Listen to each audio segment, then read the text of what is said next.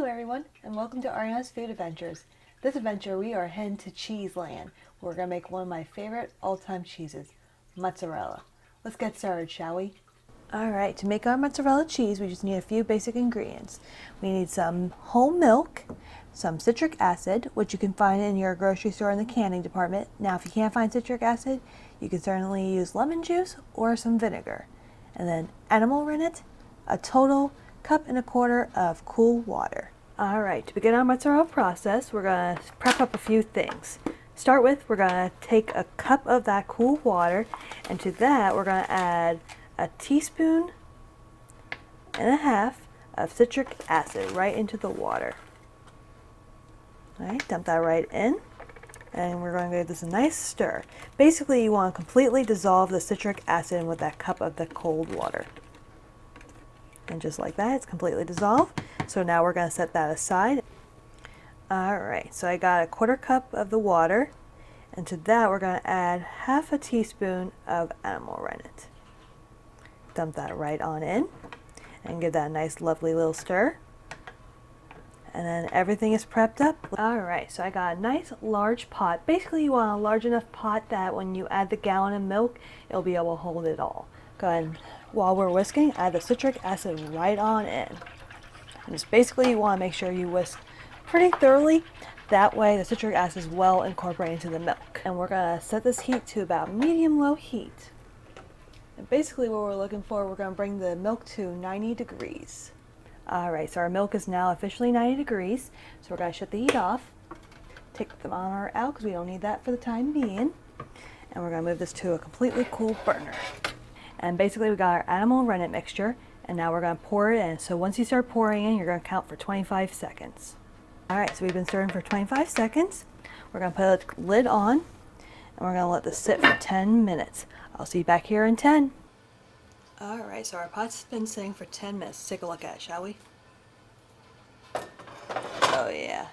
You can definitely see a nice giant curd and the whey. And look how clear that whey is, so that's perfect. Exactly what we want. So we're going to take a knife, we're going to do a nice crosshatch pattern. Doesn't have to be perfect, but you want to cut it like about 1-inch pieces if you can. Alright, we're going to move this back to the heat. So turn it back to medium-low heat. And like I said, we want to bring this to 105 degrees. And then once it gets to 105, we're going to shut the heat back off and we're going to let it sit for 5. So we got to 105 degrees. We're going to yank the thermometer and we're going to kill the heat. And we're going to let this sit for another 5 minutes. So I'll see you back here in 5. So we're going to take a strainer and a bowl. And basically we're going to take out those extra curds right out of the pot. Look at that giant, beautiful curd. Alright, like I said, when you have the curd in the strainer, you just want to squeeze out as much as the whey. So you've got your curd nice and solidified. We're going to grab a cheesecloth and we're going to wrap it in a cheesecloth, and we're just going to let this hang out in the fridge for about 1 to 2 hours. Right, so we have our lovely cheesecloth here, and we're going to flip over the curd. And basically we're going to wrap this cheesecloth till it's nice and firm. Alright, so we have one giant curd, and what now we're going to do is going to break up into pieces. It doesn't have to be perfect, but just nice little bite-sized pieces.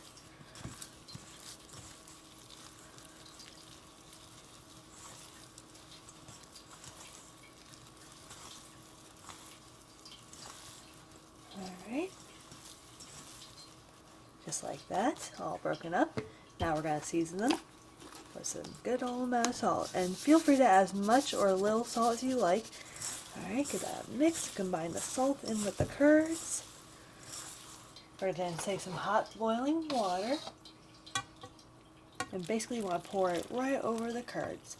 For this step I highly recommend wearing gloves for it because it will get hot. Give that a couple of moments, and you can see it's starting to get melty and gooey, and that's exactly what you want in a mozzarella. And you can see it's already getting nice and stringy, and that's exactly what you want in a mozzarella. So we're going to basically start stretch it just like that. And I honestly love mozzarella cheese. It is one of my absolute favorite cheeses. I love just snacking on it, or for any kind of meals, put it on top like chicken parmesan, eggplant parmesan, and look how that's nice and shiny too. When you are done stretching it, You'll form into a little ball, and there we have it, folks. Homemade mozzarella. Super easy, super yummy, and I will see you on my next food adventure.